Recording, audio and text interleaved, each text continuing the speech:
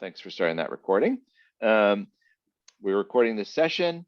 And for those of you that want the slides, what I would ask that you do is go into the meetup and just DM me your email address, or you can actually, in the event, in the comments, just say, hey, Robert, here's my email address, email me.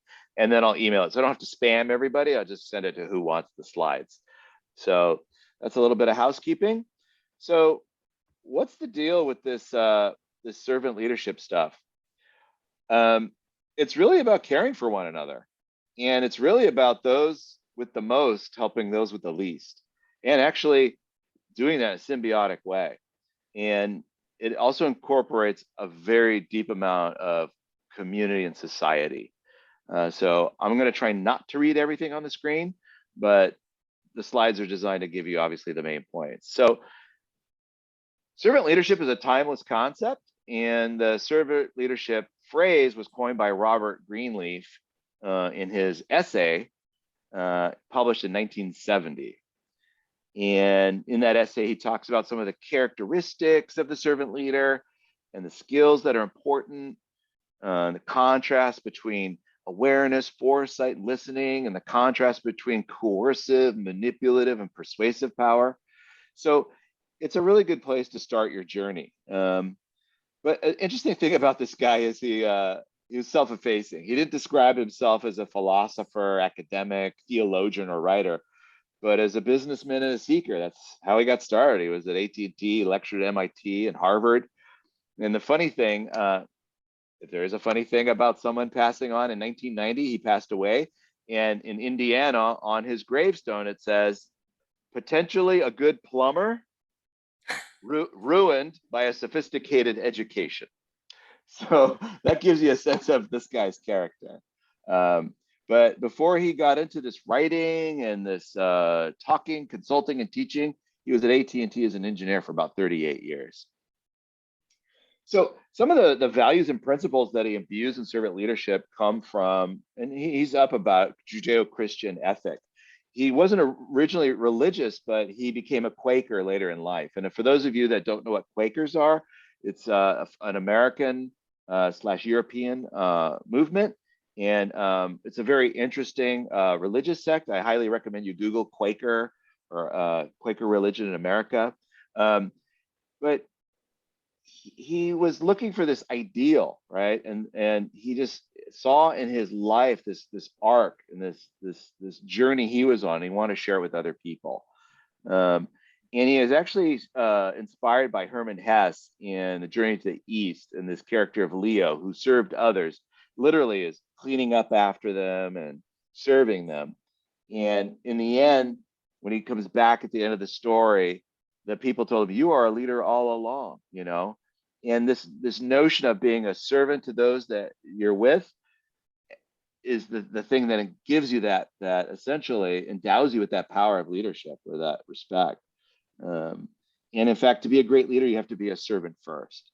So this notion is that servant leadership is a natural thing. It's part of who you are. It's the real person.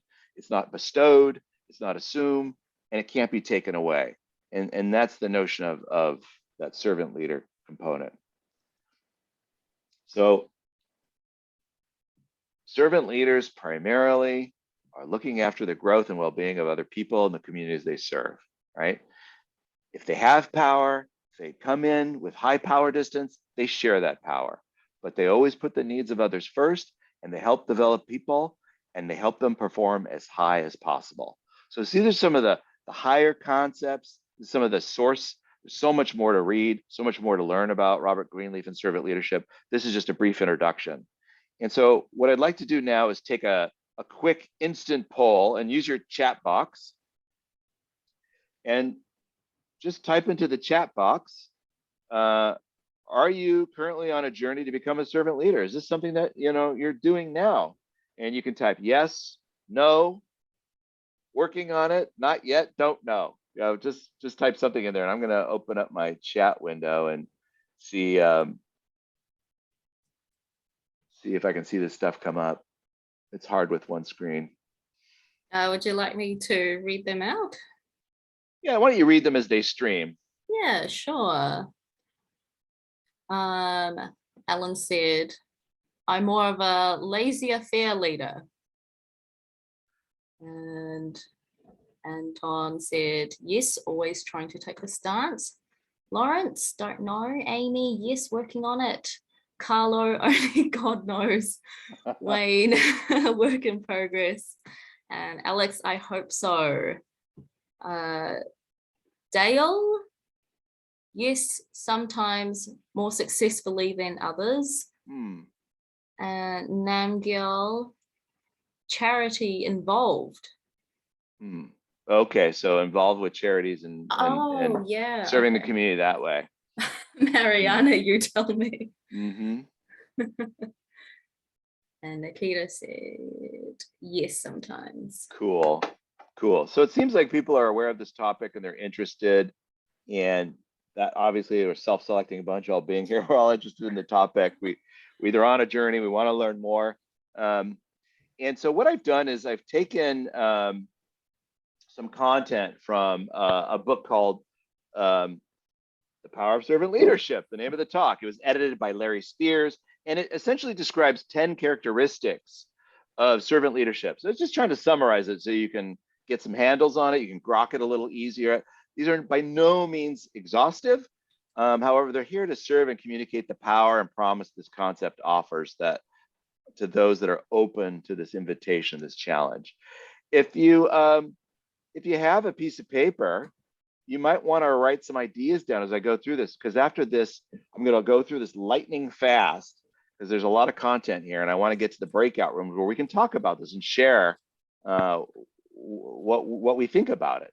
So if you have a piece of paper, great. If you have your phone, you can chat it there, or you can chat it in.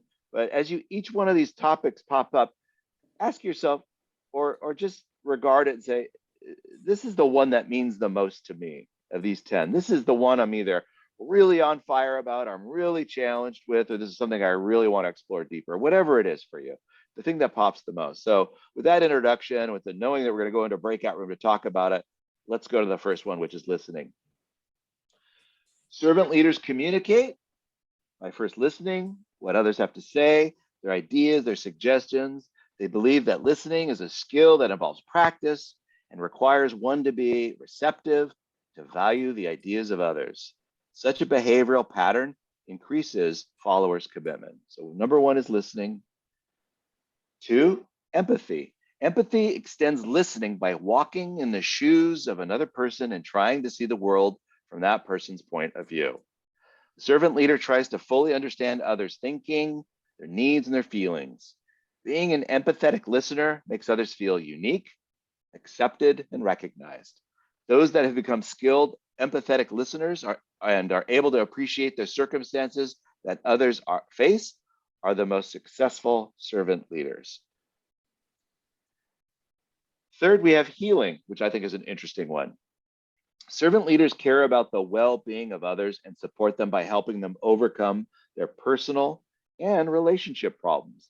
They provide a forum to help others express their feelings, and through empathetic listening, help them with the healing process or emotional resolution. This is something that's really interesting, this notion that broken spirits are part of our nature as human beings, and servant leaders can recognize when and how to foster the healing process. As Greenleaf has mentioned, the process of healing helps not only others in the search of wholeness, but as a healing process for the servant leader as well.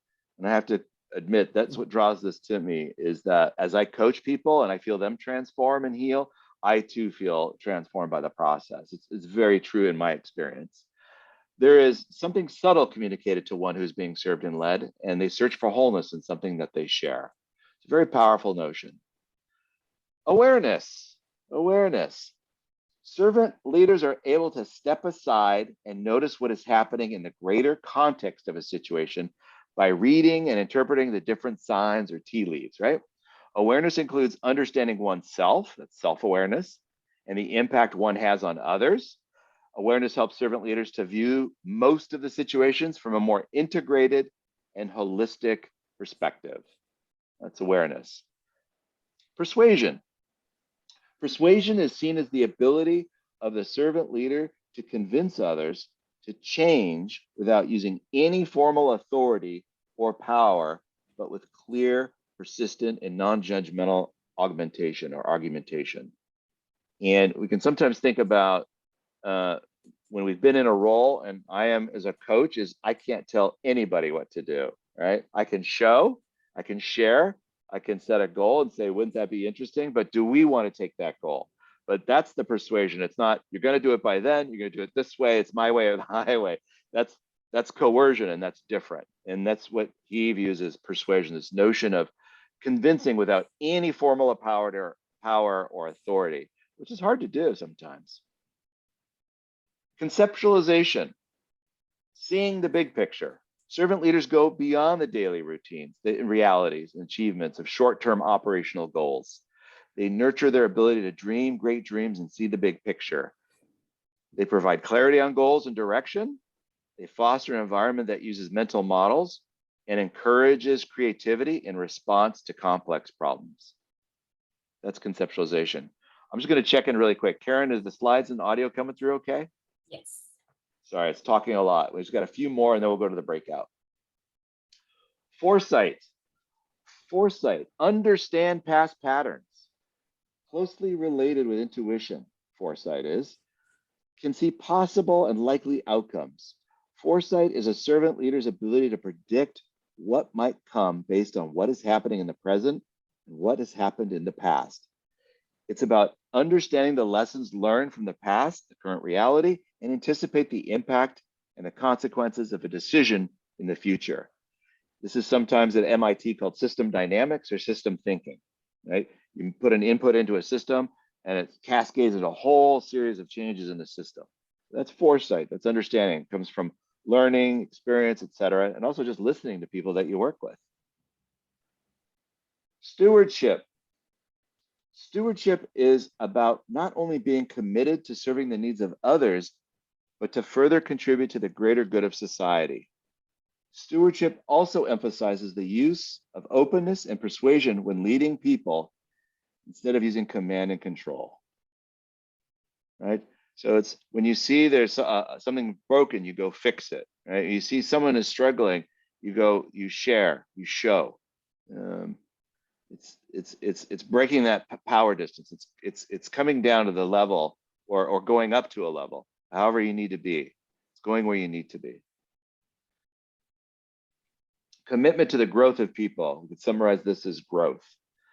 Servant leaders' core belief is that everyone is a unique person with intrinsic value that goes beyond their contributions to the organization. As a servant leader, one is committed to the growth of everyone.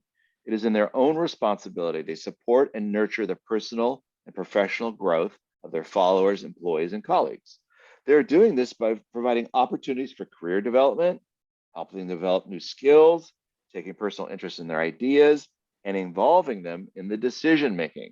When was the last time you had a manager come to you and say, hey, I have to make a decision, but I'd like you to help me process that? That's what we mean by servant leadership, is involving them, or saying, hey, how about you decide this time and I'll take the responsibility if anything goes wrong, as part of your growth as a manager. That's what we mean by commitment to the growth of people. And last but not least, community. And I kind of, by starting this, somebody mentioned they do work with NGOs and nonprofits in the community. Servant leaders encourage and foster the building of communities among those who work together within a certain organization, people that have shared interests and a need for unity and relatedness. Servant leaders provide a place where people can feel safe to express their own views while being connected with others. So sometimes people talk about community in terms of psychological safety. One of my colleagues I had mentioned on the phone earlier, Alan Gear, does a lovely psychological safety workshop where we actually demonstrate and show what it looks like to build and foster community within a team or an enterprise. And it's tightly intertwined to that. The servant leader sets the tone for the group, right?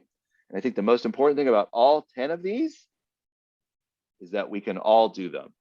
Whether or not we're a manager, or where we just started our career, or whether we're about to retire, or whatever. we can all be servant leaders any day of the week, right? So with that, I want you to just take a few moments to reflect on these 10. And I'm going to call out to my colleague Sass. It looks like we have 20 on the call. I don't know, groups of 5 or 6, your call. We're going to go to breakout rooms. And if you're new to breakout rooms, you're going to leave this main room and you'll go into a group of other people randomly selected by Zoom. And at that point, I encourage you to turn on your camera, turn on your microphone, and just go around your room and your group and share the one characteristic or principle that spoke to you most in these last few moments. So Sass, take it away.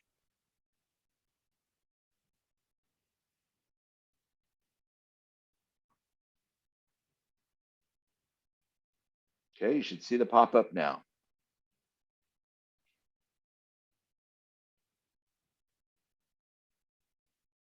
Cool. All right. I am going to join one of those rooms as well.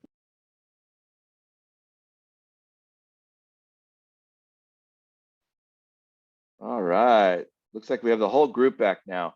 So what I'd like to do is just a real brief playback. So hopefully you had some good discussions. Maybe there's a lot of silence, but my guess is you had some good discussions. And I should have asked you this before. I didn't. Being adaptive here, please be patient. If you could have one person from each group, just kind of say what the group sentiment was. And I'm just going to time box a 5-minute discussion. There's only about 20 of us on the call. So instead of an open mic, just pick someone from a group and just share, and then each group will share. And then if someone else wants to share, we'll do that. We'll do this for 5 minutes. Just go for it. Trust me, I got the timer. Cool. So what am I supposed to do?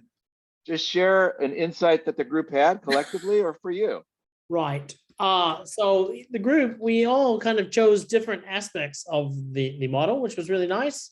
I think that if I look at the list here, I think empathy came through, persuasion came through, being very important to be able to persuade people. I think I chose stewardship, which I call organizational citizenship behavior. And then I think foresight came through. Did I get them all? I think I got them all. Yeah, conceptualization was the last one. Yeah. Yep. Nice. Good. Yeah, that's perfect.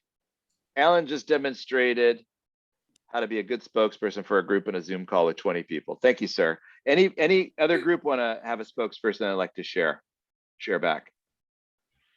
I can talk about my group if you like.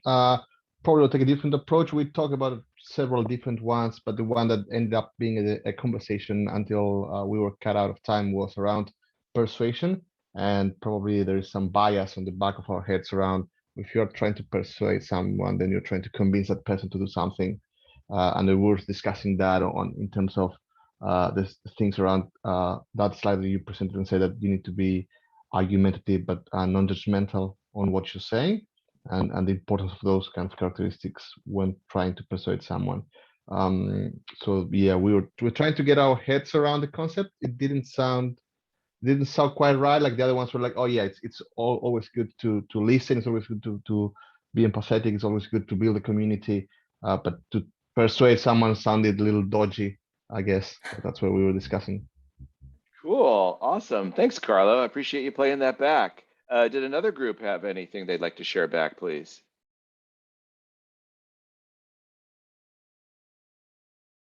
Don't be shy. I'm happy to share for our Hey, group. Wayne. How you doing? Hi, Hey, Wayne. good, thanks, Rob. Hey, Karen. So what came up in our session was listening, active listening, the importance of it, the patience required to actually listen. Empathy was another one, and particularly it was about the importance of understanding in order to bridge different cultures coming together as one team. And the last one was stewardship. That was mine, and what stood out for me was becoming aware of the greater good and almost a responsibility to be aware of how your focus on servant leadership could impact the greater good. I thought that was quite a good insight. So, yeah, that was Awesome. nice. Awesome. Excellent. Thank you for that share, Wayne. I think we had one more group. Someone want to share from the next group?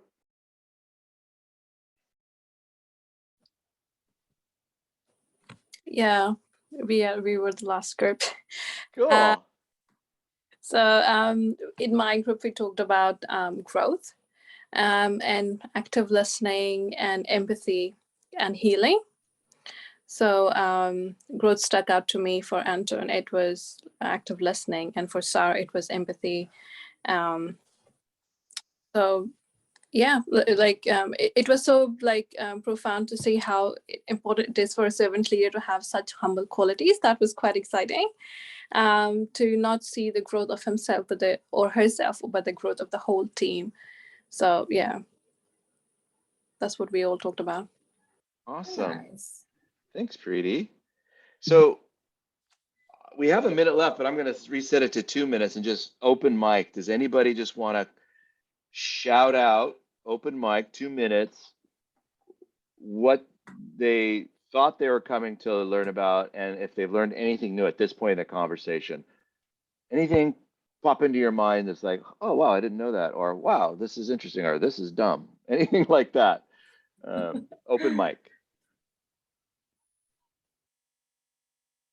I would say one thing, like conceptualization. That was, at least for me, a little bit additional, because when we go to servant leadership, we, at least, from my point of view, we stuck to the listening, empathy, and coaching, and those part. We kind of stuck there. Conceptualization, like thinking broader concept, that was something new for me, and it's actually the good point. So that's it. Awesome. Thanks, Ami. Thank you. Nice to see you. Anyone else have any thoughts? Open mic, 1 minute left. Rob, I would like to add, nice listening to you after a long time. Oh my gosh, Nikita, how are you? I'm good. Yeah, this was a good session and it gave a whole new perspective. Yeah, so that was a good part about it. Oh my gosh, so nice to see you. Nice to see you too. All these friendly faces, and what a wonderful group of amazingly intelligent people. So we have 36 seconds left. If no one else has anything, I'll go. Go I for really it. liked what Oh. what Robert wrote on his grave. Yeah, right. I'm not dead yet. You mean Robert Greenleaf? Robert Greenleaf. Yeah, one. About being a plumber ruined by a good education. Yeah, I love that. Yeah, it's pretty special. Karen, you had something. Yeah, I thought it was really interesting, the group that talked about persuasion, because that was sort of like my area that I thought was most interesting. Like I sort of thought of that persuasion being an area that I really needed to develop in. But then it was really interesting hearing about, like, do we really want to, be persuading them in a way that, might not be very beneficial to them as people? Awesome. Yeah, I mean, these concepts, the definitions, how you apply them, context matters, language matters. Yeah. Sarah, you have your hand raised. I had a question. Is there time? It depends on the question. We'll have Q&A at the end too. Is it related to learning and experiencing? What's the question? We'll decide whether or not to park well, it. you said like we could comment one thing that stood out, and for like not some. So one of the things that you had said is that, and I brought this up in the group too, is that all people have value outside of their task. And I loved this concept, but I didn't understand how could that practically be applied for like toxic people, sociopathic people, narcissistic people, or like if we have a responsibility to people personally and their relationships, like how do we handle, given that even if it's such a small percentage of the population, it can be hugely damaging. And I know you've talked about the healing aspect, but those specific types of people do exist. So how can you help me understand how that principle functions with that practicality? Sarah, I love that question, and it's a powerful question. and I want to stick around and we'll park it to the end, okay? Because I do have some really concrete thoughts about it because I've experienced that myself as a manager and a coach. So if you can be patient and wait to the end, is that okay? It's a good question. Okay, cool. I'll remind you if we Absolutely, forget. absolutely, absolutely. All Thank right, you. sweet. Thanks for that. Thanks for that flexibility. Okay, so moving on. We have a little more content and then one more breakout room and then we're done. So it's just bear with me. You guys are amazing. So you should see now a slide that says something about getting started. Yeah, is that right? Yep. Cool. So we've learned about Robert Greenleaf, a little bit of history and definitions about servant leadership. We've learned the 10 characteristics, not exhaustive, but just to kind of get us into the frame of mind. So it's like, all right, what do we do with this? How do I get on like a journey, a solid journey? And what I'm going to share with you now is what comes from the Greenleaf Institute, which is hosted by a university in North America. And this is their perspective. There are other perspectives, but since it's the Greenleaf Institute, I thought I'd present this. It's 3 steps. Obviously, there's a lot to unpack. This is going to be very brief, but generally, it starts with something called the natural desire, right? This innate desire. Something like intuition, right? Where I feel the need to help others, right? And so when Greenleaf was writing about this 40 years ago, people didn't talk about intuition and interpersonal emotions too much, right? So this notion was something that he occasionally observed in leaders at AT&T during his 40 years there, right? And he was actually known as a really good judge of leadership talent. And what he noticed was effective leaders were those that just had a natural inclination towards helping others, right? He believed that some people were more predisposed than others. And but he also went on to say, we're not all natural born servant leaders. Some of us learn to do it. Some of us through the school of hard knocks, sometimes through a slow internal evolution, right? But I think Greenleaf really wanted to encourage natural servants to perhaps overcome some aspects of their personality that might keep them from seeking leadership organizations or positions within an organization. So, right, you might be a little quiet, but you see yourself as a servant leader in the context you're in. So he wanted those people to like raise their hand and have a process and a path to get to servant leadership. And his belief is that if more natural servants began to get more involved in leadership in organization, society, they would benefit tremendously, and so would society, right? So this is that natural desire. Intuition, it can be learned, it's an evolution, right? So the second step then is this conscious choice. So there's this awareness of this calling, turns into this conscious choice of the care taken by the servant leader to make sure that other people's are the highest priorities being served, right? And then the best test is, are they being served? And why are they being served? Are they becoming healthier, wiser, freer, more autonomous, right? More likely themselves? Are you creating other servant leaders? And what effect is this having on the least privileged in our society? Will they benefit? Or at least not be further deprived, right, of education, resources, etc. Right? So the prioritizing of serving others leads to a conscious choice of one aspiring to lead. In turn, others will experience this inspiration at all levels, learning to lead as servants, right? And this is the timeless concept Robert Greenleaf referred to in servant leadership. This is what he meant. It was by serving others, you elevate, inspire. And then they have kind of a trademark best test, but it's just essentially a 360-degree inventory of your intentions, your knowledge, your principles. And it's a tool for personal reflection and growth. And it just essentially, you check in with yourself, right? So you have this desire, your call to action, you're going to do it. So what are your assets and what are your challenges and what are your blind spots that you need to work on? So that's what this best test is about. And this is kind of if I had to guess, the consulting racket part of the Greenleaf Institute. But having been a former consultant, I get it. The idea is this is where you turn the ideas and thinking into action. And this is, you know, we've all seen these radars, these feedbacks, these surveys. This is essentially a survey tying in directly to self-reporting on these notions, these characteristics, right? So it talks about physical and emotional health, avenues to express heightened autonomy, opportunities to continue the cycle of service. And finally, the questions make this assessment so unusual, unlike other assessments we take in corporate New Zealand, corporate America, corporate life, is ask you about your heart. They ask about your spirit and your joy and your sense of community. So it brings those dimensions in too, since that's so much part of servant leadership for Greenleaf. And so these all together, this human experiences give what I like to say juice and meaning to work, right?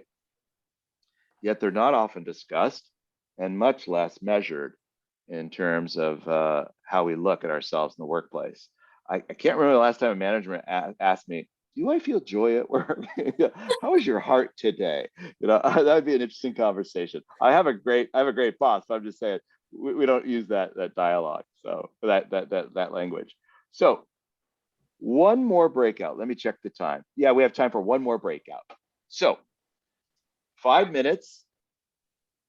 SAS, you're ready to go. Groups, you're ready to go. You're going to be put into new groups, or the system will find your old people. I don't know. Zoom's going to do it. But here's the question. Starting tomorrow, what's one concrete step you can take to start or continue your journey as a servant leader? What's one thing that you can take away and do and commit to tomorrow? So SAS, take it away.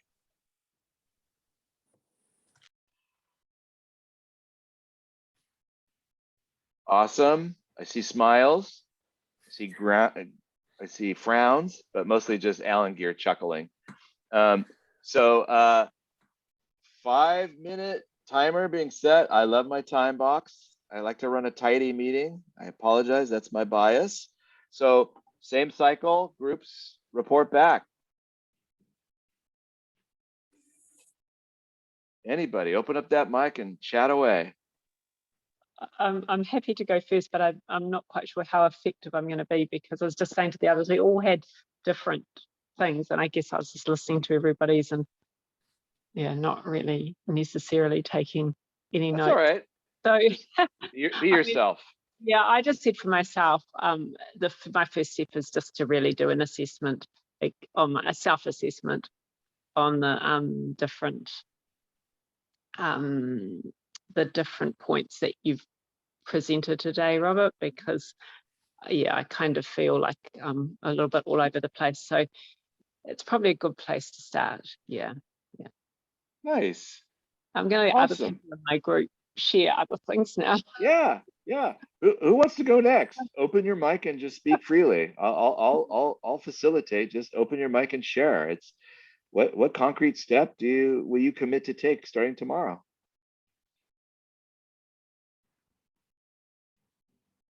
One thing I would do, and even I started doing, is try to think high level rather than just think about the 1 or 2 people or 10 people. Try to think high level in case if some changes we are doing for one team, whether that will help everyone or for the program, what will be the benefit out of it. So that's something I started and I will continue. That conceptual thinking, that systems Conceptual thinking. Yeah, I like beautiful. that concept actually. Yeah, very good. Nice. Thank you, Ami.